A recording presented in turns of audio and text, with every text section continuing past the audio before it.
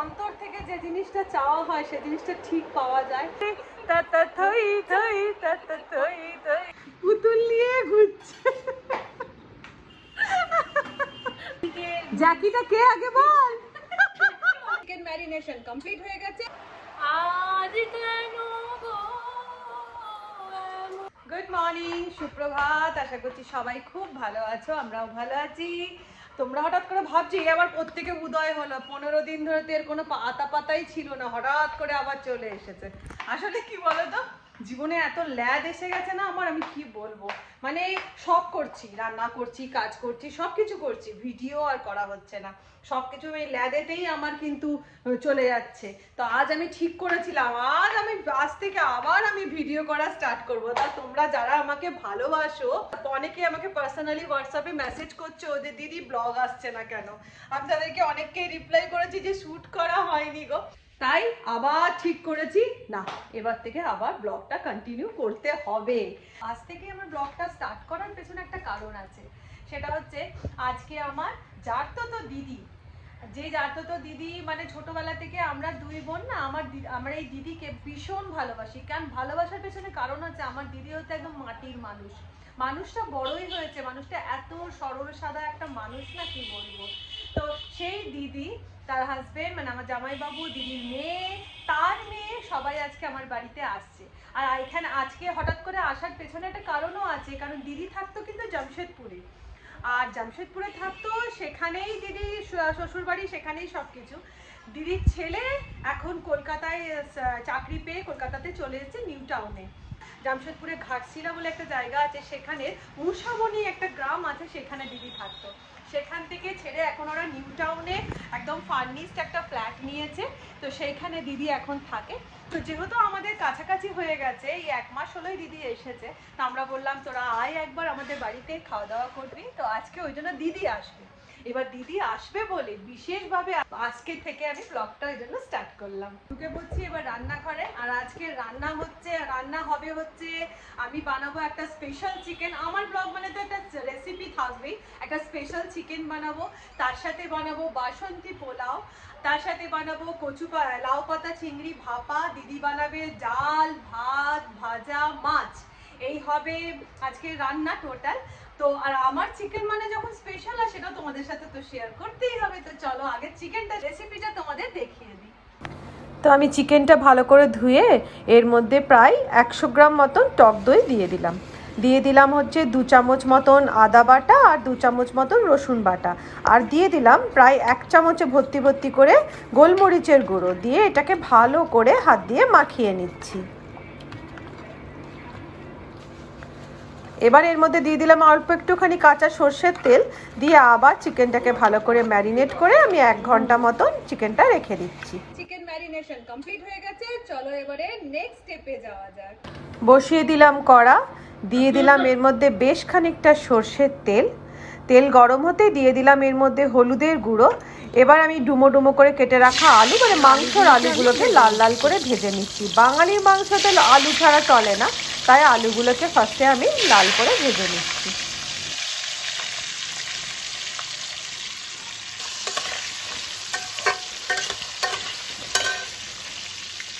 আলুগুলো তুলে নিয়ে এবার আমি ওই তেলের মধ্যে দিয়ে দিলাম 2টো তেজপাতাটা ফোড়নটা রেডি হতে দিয়ে দিলাম এর মধ্যে পেঁয়াজের কুচি একটু বেশি করেই দিলাম, দিয়ে আমি পেঁয়াজের কুচিটাকে লাল লাল করে ভেজে নেব।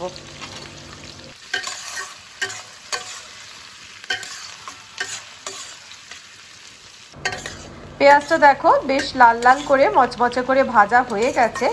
এবার আমি ম্যারিনেটেড চিকেনটাকে এর মধ্যে ঢেলে দিচ্ছি। এবার পেঁয়াজের সাথে চিকেনটাকে ভালো করে কিছুক্ষণ ফ্রাই করে নিচ্ছি।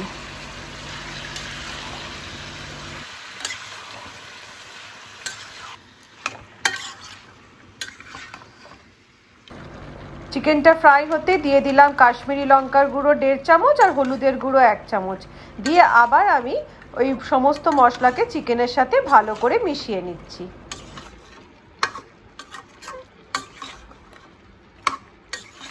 এবার দিয়ে দিলাম স্বাদ মতন নুন।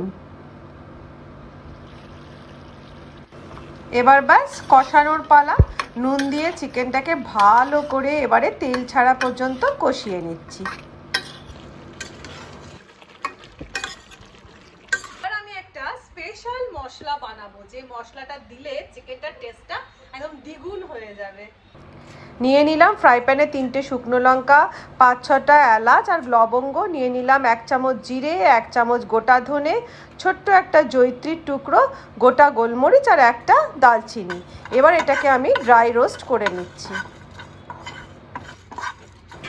যখন মশলাটা দিয়ে একটা মিষ্টি গন্ধ বেরোতে স্টার্ট করবে তখন আমি দিয়ে দিলাম এর মধ্যে 10-12টা মতন গোটা কাজু বাদাম, আর এটা নেড়ে ছেড়ে দিয়ে দিলাম এর মধ্যে অল্প একটু কাসুরি মেথি দিয়ে সমস্ত জিনিসটাকে আবার অল্প নাড়াচাড়া করে রোস্ট করে নিয়ে গুঁড়িয়ে নিলেই আমাদের স্পেশাল মশলা কিন্তু রেডি। এইভাবে চিকেনে কিন্তু দিলে অসাধারণ খেতে হয়।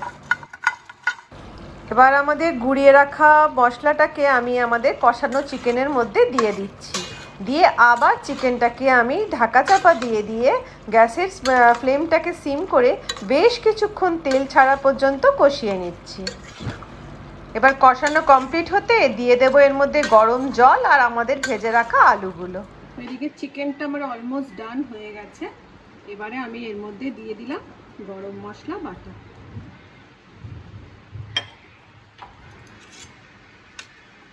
একটুখানি নাড়িয়ে চাড়িয়ে নিচ্ছি।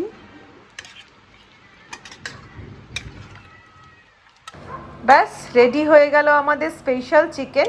বন্ধুদেরকে বলবো অবশ্যই কিন্তু একবার ট্রাই করে দেখো। বসিয়ে দিয়েছি লাউ পাতায় চিংড়ি ভাপা করব, সেজন্য এটা লাউ পাতাটাকে ভাপাতে বসিয়ে দিয়েছি অল্প নুন দিয়ে। এরা পানকে ঢুকতে ভয়, পানকে দেখে এরা ঢুকতে ভয় পাচ্ছে। আয় আয় দিদি আয়। আরে এ না সাইজটাই বড়, লাফাবে তো দেখে দেখে খুশিতে। বাইট কি জিনিস জানেই না ও। এই পান পান পান নো, আর খালি ও শুকেই নেবে, দিয়ে ওর পাশে এসে বসে পড়বে। ব্যাস পান আর নয়, পান আর নয়। প্রণাম করছে পান, মানে এবার আদর কর আদর কর আদর কর আদর কর। ওর বক্তব্যই সবসময় হচ্ছে আদর কর, আমাকে একটু আদর কর। পান হচ্ছে শুধু একটু আদর দিয়ে দাও, তাহলে ও সাইজটাই বড় রে। এই কিসমিস চেঁচিয়ে যাচ্ছে, ওকে নিয়ে আসতে পারতিস। Welcome to my blog. আচ্ছা সবার সাথে আগে পরিচয় করে দিই। এটা হচ্ছে আমার জামাই বাবু, এটা হচ্ছে দিদি, আর এইটা হচ্ছে দিদির কন্যা, আর এটা হচ্ছে তার কন্যা, মানে আমাদের নান্নি পেন্নি। এই নান্নি পেন্নি, এই এই পেন্নি, এই তুই কি পেন্নি, তুই কি পেন্নি, নান্নি পেন্নি। তা এখানে আমার দিদিকে তোমরা দেখো পুতুল করে নিয়ে ঘুরছে। আমার দিদি সারা জীবনই সরল সাদাই রয়ে গেল। দিদির মতন সরল সাদা মেয়ে এখনকার দিনে মানে আমি তো মনে হয় নেই তোর মতন ভালো মানুষ পুতুল নিয়ে ঘুরছে। কি বলছিস দিদি? দিদি সারা জীবন বাচ্চায় মানুষ করে গেছে। হ্যাঁ প্রথম জ্যাকিটা কে আগে বল। আমাদের বাপের বাড়িতে একটা স্পিচ কুকুর ছিল, দিদি সব করতো। হ্যাঁ তারপরে লক্ষ্মী দিদি মানে আমার যার তো দিদি, এটা হচ্ছে ছোট, ওটা হচ্ছে বড় দিদি। তার টুইনস বেবি ছিল, আমি ব্লগে দেখিয়েছি টুইনসদের। তাকে মানে দিদির মেয়ে নামে করেছে মানুষ ও। হ্যাঁ মানুষ করেছে দিদি, এখন নাতনি, তারপর নিজের ছেলে মেয়েকে করেছে, এখন নাতনিকে করছে, নান্নি পেন্নিকে, দেওরের বাচ্চাদের। আমার বড় কাকার যে ছেলেটা আর বড় কাকার মেয়েটা এদের পাশেই মানে হচ্ছে এদের কাছেই। এই যে ম্যাডাম আপনি কলকাতায় এসে গেছেন, ঠিক আছে, এখন আর পাশেই নয় কাছেই বলতে হবে। আপনি এখন নিউ টাউনের বাসিন্দা, ভুলে যাবেন না।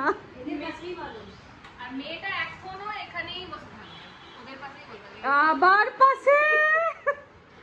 আচ্ছা আমার কিন্তু এই দিদির মেয়ে কিন্তু খুব গুণের। আবার বলে দে তুই কি কি করেছিস।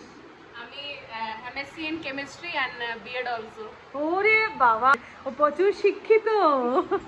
আয় আমরা এখানে বসে গল্প করি, চ। এবার আমরা আসন সাজিয়ে বসবো গল্প করতে। 3 বোনে, পান্তুয়া খাটে উঠবি না। হ্যাঁ, সবার মাঝে লবার মা ঠিক আগে। আমরা 3 বোনে বসবো বললাম, ও তাতা করে চলে এলো। আমার দিদি প্রথম জীবনে অনেক অনেক অনেক স্ট্রাগল করেছে, করে করে করে নিজের ছেলে মেয়েগুলোকে এত ভালো মানুষ করেছে। ওর ছেলে হচ্ছে সিএ, সে পাশ করে চাকরি পেয়ে গেছে, চাকরি করছে, তাই সেই এসেছে নিউ টাউনে আর দিদিদেরকে নিয়ে এসেছে। আজকে দিদির সব আছে, ঘরে এসি তেসি থেকে আরম্ভ করে সমস্ত কিছু আছে। আর এই দিদি কত স্ট্রাগল করেছে বল দিদি। প্রচুর স্ট্রাগল করেছে, প্রচুর, কিন্তু ও মুখ বুঝে। হ্যাঁ, মঞ্জিল পাওয়া যায়, ঠিক ঠিক ঠিক। ও হ্যাঁ দিদি, আচ্ছা তার মধ্যে বলি আমার দিদি কিন্তু সুন্দর গান গায়। না রেওয়াজ করতে হবে না, আচ্ছা 2 লাইন দিদি, 2 লাইন দিদি, 2 লাইন। বলবো না গো আর কোনদিন ভালোবাসো তুমি মোরে। বাহ। বলবো না গো আর কোনদিন ভালোবাসো তুমি মোরে। বলেছিলে গো ভালোবাসি গো, আজ কেন গো এমন হলো, এমন হলো, এমন হলো। ভালোবাসা নয় কবু অপরাধ, বাবা তাই নিয়ে গো কেন প্রতিবার, কেন প্রতিবার, কেন প্রতিবার। বলবো না গো আর কোনদিন ভালোবাসো তুমি মোরে। বাহ, মানে আমরা সবাই গান গাইতাম আর বম্মা আমাদের ছিল ভালো শ্রোতা। আমার মতন ভালো শ্রোতা, বম্মা নির্বাক ভাবে বসে, মানে বম্মা অ্যাকচুয়ালি গান শুনতে ভালোবাসতো, যে কারণে আমরা গান গাইতাম, বম্মা শুনতো। দাদা তবলা বাজাতো। হ্যাঁ, দাদা তবলা বাজাতো, মানে যার তো দাদা তবলা বাজাতো, আমরা 3 বোনে গান গাইতাম। দাদা তবলা বাজানো শর্ত দিত, এটা করে দিবি তাহলে বাজাবো। বল, এই জন্যই আমি গানটা গাইতাম। কেন গানটা গাইলি তুই? এই যে ওর পাশে এসে বসেছে, এই রে, এটা ও বুঝবে না। শালি যায় মামুর ভালোবাসা। ভালোবাসা তুই বুঝবি না। আমি তো ছোট থেকে দেখেছি। আমার 65 হয়ে গেল, 65 হয়ে গেল আমার। হ্যাঁ খুবই ভালো। তুই যখন বিদায় হয়ে গেছিল আমি তোর সঙ্গে গেছিলাম। হ্যাঁ ঠিক। বেশ কিছুক্ষণ গল্প আড্ডা হওয়ার পরে এবারে চলে এসেছি আমরা খাবার টেবিলে। প্রথমে ছেলেদেরকে আমরা খেতে দিয়ে দিয়েছি। ভালো লাগছে? ভালো লাগছে? ভালো লেগেছে আপনার? আগে বলুন চিকেন কেমন হয়েছে? ভালো হয়েছে। ভালো হয়েছে? ওই কচু কি বলে ওই কি পাতাটা, লাউ পাতা। লাউ পাতাটা অসাধারণ। এটা কি করলি আগে? লাউ পাতাটাকে আগে সেদ্ধ করে নিলাম, নুন দিয়ে হালকা ভাপিয়ে নিলাম, তো নিজে নিজেই তো জল বেরিয়ে গেল। ব্যাস এবার ওটাকে ভালো করে জল থেকে ছেঁকে নিয়ে বেটে নিলাম কাঁচা লঙ্কা দিয়ে। আর এদিকে ওইটাকে বাটির মধ্যে টিফিনের মধ্যে নিলাম কাঁচা পোস্ত, সর্ষে বাটা, তারপরে কাঁচা চিংড়ি মাছ, নুন, কাঁচা তেল ছড়িয়ে ভালো করে মাখিয়ে আর টিফিন কৌটো করে জলে, হ্যাঁ জলে ভাপতে বসিয়ে দিলাম, ব্যাস হয়ে গেল। কি করবে বাইরে বাইরে ঘোরার থেকে রান্না বান্না করে ভালো দারুণ লাজবাব। মুখে তোলো। আমি খেয়ে নিয়েছি এখন।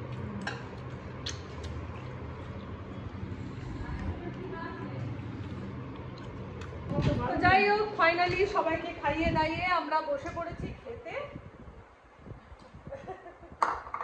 এখনো দিদি বসা হয়নি, চলেছে ভাগাভাগি। আর আজকে আমার কচু পাতা ভাপা, যদিও রেসিপি কচু পাতা নয় লাউ পাতা হিট করে গেছে, ওটা হিট করে গেছে টক টক।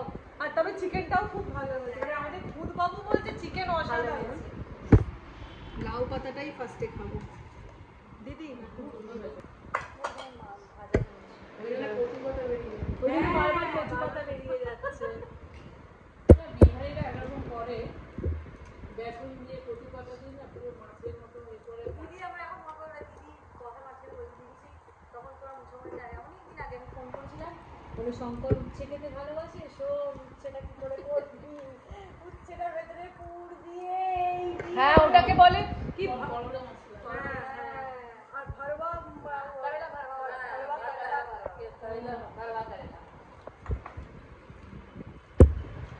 একদম ভালো হয়েছে। হ্যাঁ এটা না স্বাভাবিক ভালো হয়েছে, মানে বিশাল বিশাল ভালো লাগছে সবার। হাতে গুণ আছে। দারুণ হয়েছে রে। আমাদের বাড়ি মানে যত মডার্ন সমস্ত রান্না, ধর চিলি চিকেন বল বা একটু অন্যরকম ইউনিক রান্না সব ও বানায়।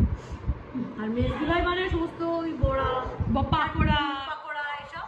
আর দিদি বানাবে হচ্ছে না গোদা রান্না না চচ্চড়ি, তারপরে তোর যেগুলো মানে ধর কি বলবো রেগুলারের মাছের ঝাল, ওরা দিদির হাতে ডিমের কারি অসাধারণ। এবারে খাবো মাছের ঝাল, এই পেটি নিলাম রাত্রিরে খাবো। ঝালটা একদম দেখি মনে হচ্ছে ভালো হয়েছে। হ্যাঁ হ্যাঁ অমরদা বলছে কে রান্না করেছে রে।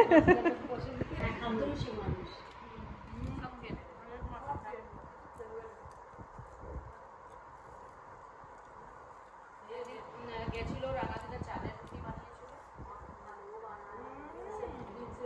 বসে খেয়ে চলে এসছে। মাকে বলছে খাবারটা আমার টিফিনে কত রান বানালি বাবু? না 18 বলে দিদি 64 না 64। বাহ ছেলেও খুব ভালো, খুব ভালো। এই চাকরি যেটা এখন করছে ওটা ব্যাঙ্গালোরে হয়েছে, কিন্তু জয়েনিং লেটার এসেছিল না, কিন্তু হয়ে গেছে ইন্টারভিউতে যেটা পাস। কয় চিকেন কাম দেখো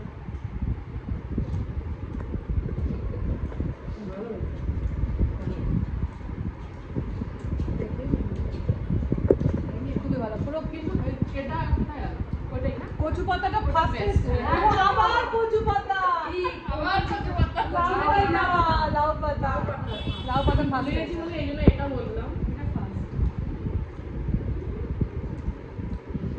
না, কচু পাতায় বেরোয়, খালি কচু পাতা বেরিয়ে যায়। খাওয়া পাতা চিংড়ি হয় তো ওরা আনায়, দোকান থেকে আনায় ও করে।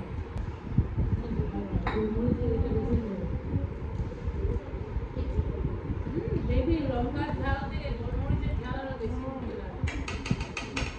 আর মাংস যদি গোলমরিচ না দিয়েছে, আমার মাটন বল চিকেন বল গোলমরিচ আমি দেবো। গোলমরিচের গরম মশলা তো আছে। আমাদেরকে বলবো চিকেনটা এভাবে অবশ্যই একবার ট্রাই করো। চিকেন আমার এত ভালো লাগে।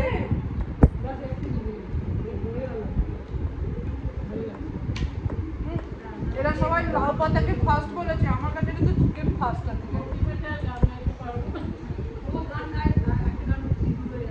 তো এখন আমরা এখানে বসে বসে দুই বোনে গল্প করছি। তোমাদের একটা কথা আমার মানে না বলে পারছি না। এই দিদির ছেলে তো সিএ পাস করেছে, তোমাদেরকে বললাম কিভাবে পড়াশোনা করেছে শুনলে তোমরা অবাক হয়ে যাবে। দিদি যখন ছেলেটার মাধ্যমিকে কি হলো দিদি, মাধ্যমিকে টপার হলো, উচ্চ মাধ্যমিকে কি হলো সেকেন্ড টপার হলো, পেপারে নাম বেরোলো। তারপরে ছেলে সেই থেকে ঠিক করলো ছেলে যে মা আমি সিএ পড়বো। দিদি তখন বললো 4-5 লাখ টাকা দিয়ে আমি সিএ পড়াতে পারবো না। ছেলেটা জামশেদপুরে একটা জায়গায় গিয়ে একটা বড় মলে কাজ করতে স্টার্ট করলো, যে নিজে থেকে টাকা আর্ন করবে, সেটা থেকেও পড়াশোনা করবে। তারপরে ও বাড়ি ব্যাক করে টিউশন পড়াতে স্টার্ট করলো, সেইখান থেকে ও রোজগার করে ও স্বপ্ন পূরণ করেছিল। আর ও ছোটোবেলা থেকে আমাদেরকে বলতো মাসি আমার ইচ্ছে, আমি একবার ওকে জিজ্ঞাসা করেছিলাম বাবু বড় হয়ে কি করবি, তোর কি করার ইচ্ছে আছে? বলেছিল আমি বড় হয়ে সিএ করব। আর সিএ করে দিয়ে আমার ইচ্ছে আমি ফ্ল্যাট নেব, বাবা মাকে ফ্ল্যাটে নিয়ে চলে আসব, বাবা মাকে গাড়ি কিনে দেব। আর সত্যি কথা যদি বলে না যে অন্তর থেকে যে জিনিসটা চাওয়া হয় সে জিনিসটা ঠিক পাওয়া যায়, ওর কি বলবো, ওর ভেতরে সেই জিনিসটা ছিল, সেই খিদেটা ছিল, আর ছোট থেকেই সেই স্ট্রাগলটা করেছিল। তাই আজকে ও এত সুন্দর একটা ডেলয়েটে চাকরি করছে সিএ পাস করে, ও একটা ভালো পোস্টে। শুধু তাই নয়, বাবা মাকে কিভাবে ও যে রেখেছে, আমি না এটা একটা অনেক বড় ইন্সপিরেশন। মানে এই জন্যই বলে যে কোনো জিনিসটা যদি করব মনে করা হয়, সেটা যদি মন থেকে চাওয়া হয়, সেটা ঠিক কিন্তু সাকসেস হয়। বল দিদি। দিদি কষ্ট করে হলেও ছেলে মেয়েগুলোকে সুন্দর মানুষ করেছে। কর্ম না, অলংকারও না, ঠাকুরের আশীর্বাদ সবই তারই ইচ্ছা। আমার এই দিদি বড় ভালো মানুষ গো, বড় ভালো মানুষ। আমাকে ছোটবেলাতে ও বুনি বলতো। ও কোলে পেটে কোনো মানুষ করেছে, কোলে নিয়ে পড়ে গেছিলাম না, মনে আছে? আচ্ছা, আমার মা সেরেলাক, একটা ছিলি না, আমি বিশাল মোটা ছিলাম, ওই জন্য দিদি কোলে নিয়ে আমাকে পড়েও গেছিল। আমার মা সেরেলাক গুলে দিত আর দিদি বলতো আমি খাইয়ে দেবো। দিদি আর্থিক সেরেলাক খেয়ে নিত। 7-8 বছর বয়স, 7-8 বছর বয়স। তাই দিদি মানে আর আমাকে বলতো ছোট বনি, আর দিদিকে বলতো বড় বনি। আমাদেরকে বনি বনি বলে ডাকতো। এখন আমাদের নাচের প্রোগ্রাম হচ্ছে। প্রথমেই কিসমিস আমাদেরকে নাচ দেখাচ্ছে। চলো নমস্কার। মম চিত্তে নিতে নিতে কে যে নাচে তাতা থই থই তাতা থই থই তাতা থই থই। হ্যাঁ নাচে হাততালি। টাটা চলো চলো টাটা টাটা। দিদি যাবেন? হ্যাঁ হ্যাঁ যাবো, নিশ্চয়ই যাবো। হ্যাঁ আসবি আমার। একদম একদম যাচ্ছিস, চল তাহলে। বড় মাসি নালে বুঝতে পারবে। হ্যাঁ মেজদি ভাই মাসি বলবি তাহলে। মেজদি ভাই মাসি, বড় মাসি বলে বুঝবে না। টাটা টাটা করো, টাটা। যাই হোক, এখন বাজে 6:15। দিদিরা সব চলে গেল। সারাটা দুপুর বেশ গল্প করে আনন্দ করে বাপের বাড়ির সব গল্প, ছোটবেলাকার সব গল্প করতে করতে কাটলো। খুব ভালো কাটলো, পুরোনো দিনের কথা বলে কাটলো। যাই হোক, আজকের ব্লগটা এখানে শেষ করছি। আর যদি ব্লগ ভালো লেগে থাকে আর আমার রেসিপি ভালো লেগে থাকে, অবশ্যই ছোট্ট করে একটা লাইক দিয়ে দিও। আবার তোমাদের সাথে দেখা হচ্ছে আবার একটা ব্লগে। আর ভাবছি ল্যাদ খাবো না, এবারে ব্লগ দেবো। তাহলে আজকের মতন টাটা, ভালো থেকো, সুস্থ থেকো, আর অনেকটা আনন্দে থেকো। বাই। এই যে মুখার্জি বাবু, একটু বাই করে দাও, খালি গায়ে সবসময় থাকে। বাই। পান একটু বাই করে দাও তো, পান। পানকে দেখাই যাচ্ছে না।